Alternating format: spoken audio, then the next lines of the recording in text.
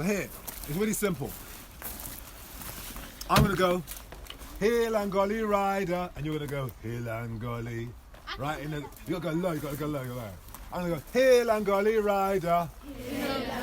You don't sound like you're dead, man. Have some life in your body, man. Hi everyone, my name's Adisa, or should I say, Adisa the Verbalizer. I have been writing and performing poetry for the last 25 years of my life.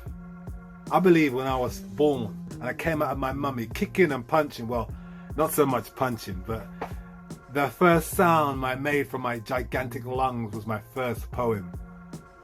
I've always been an expressive soul. I love the wordplay, I love the imagery created by words, and I love what words could do in the form of a poem, and how those words could linger in our minds, sometimes for eternity. So it's great to be with you today, wherever you are, at home, in school. What I'd like to do today is take you on a little journey for a poem that I created whilst out jogging.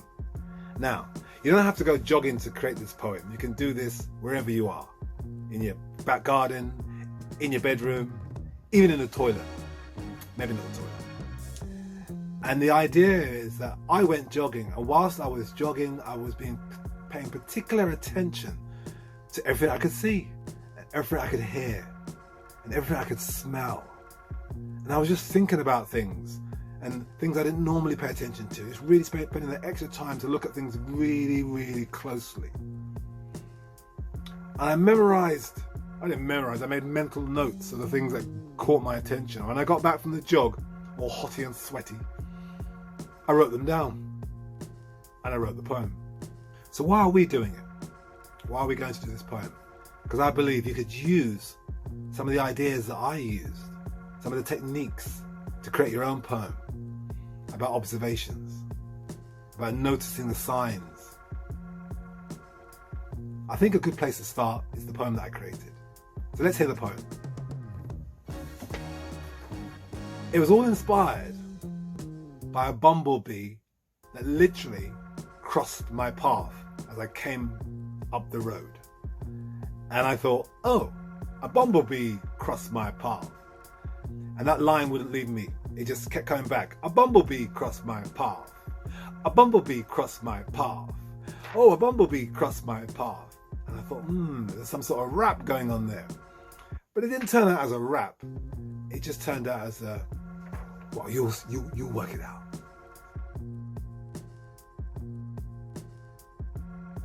A bumblebee crossed my path whilst listening to a Tribe Called Quest. Running with the North Circular, trying my best not to lose my breath. A bumblebee crossed my path as I skipped past the allotments. Cabbage and potatoes rekindled childhood dreams. You see, my parents had me wheelbarrowing manure way before The Good Life from Barbara and Tom on the BBC. A bumblebee crossed my path. A chestnut conked me on the head. A lady and her dog gave me an extra wide berth as I passed her exactly 1 meter away. A bumblebee crossed my path. It was so fat, I thought it was giving a friend a piggyback. He must have had an electric motor under those wings. Or could this have been the first sign of spring? So that was my poem. That's what I generated after the run. Now, we don't have to go for a run. Now, you don't have to go for a run. But what we're going to do is just find a place. That place can be a window, by the back door, in the garden if you have a garden near to you. And we're going to have a look around like detectives. And we're going to notice things. Small things, big things, quiet things, noisy things. We're going to just try to be as observant as we can about things that cross your path. So that's the first step. Stop this video, go to the back door, look outside, go to a window, look outside, and make some notes. Take your paper and your pad, make some notes. See you in a few minutes.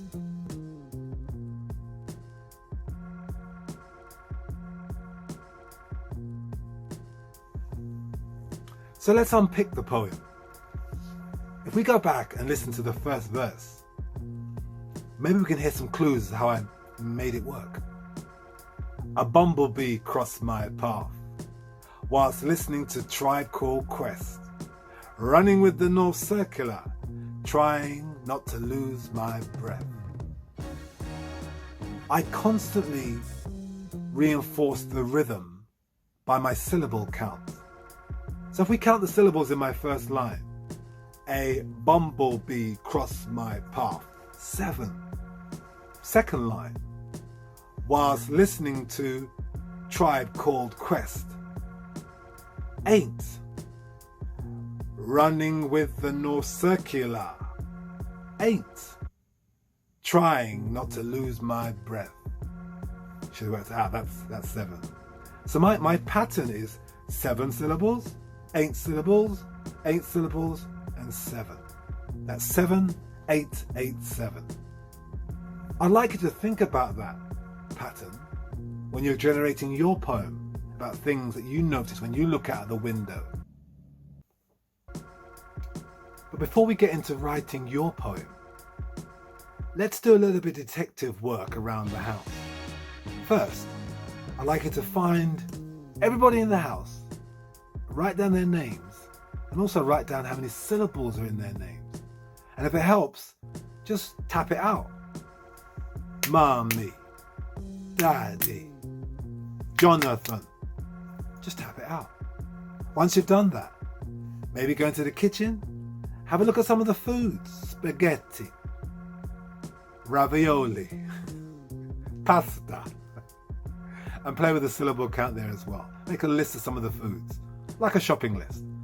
And by the side of each word, put how many syllables are in the word. Once you've collected the names of everybody in your house and worked out how many syllables are in those names, and you've made a food list and worked out the syllable count there too, let's move on to rhyming. A fun way to do this is to create some rhyming couplets. 2 lines, 2 sentences.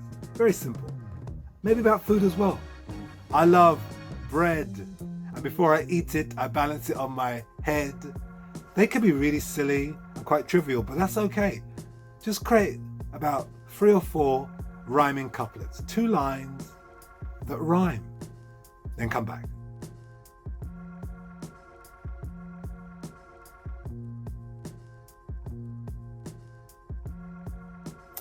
Your turn. What the task is today is to sit or stand by a window, by a door. If you're able to go to a local park and be safe, do that too. And observe things. Big things, small things, noisy things, quiet things, things you wouldn't normally see. Observe them, make a list, just like I did with my Bumblebee Cross My Path poem. When you return to build the poem, we're going to make it a rhyming poem with 4 lines in each verse, and we're going to rhyme on line B and D. So line 1 is A, line 2 is B, line 3 is C, and line 4 is D. So here's an example from my poem. A bumblebee crossed my path whilst listening to a Tribe Called Quest, running with the North Circular, trying not to lose my breath. As I mentioned before, to make it a structured poem, we're going to go for a syllable count. And we're going to go for 7 syllables on our first line, 8 syllables on our second line, 8 syllables again on our third line, and back to 7 syllables on our fourth line. Try to incorporate all the things you saw from the window and heard and noticed. And ultimately, what we're trying to do with this poem is say all the things we've seen are signs of the season we're now in, which is spring.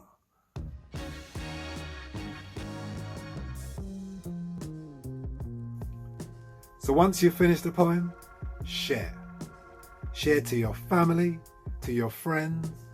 If you can, share it to your teachers. Your teachers can then contact us at www.otherwiseeducation.com Send us your poem, and we could be reading your poem out next week on next week's show. Your parents could also send it in as well, the same address.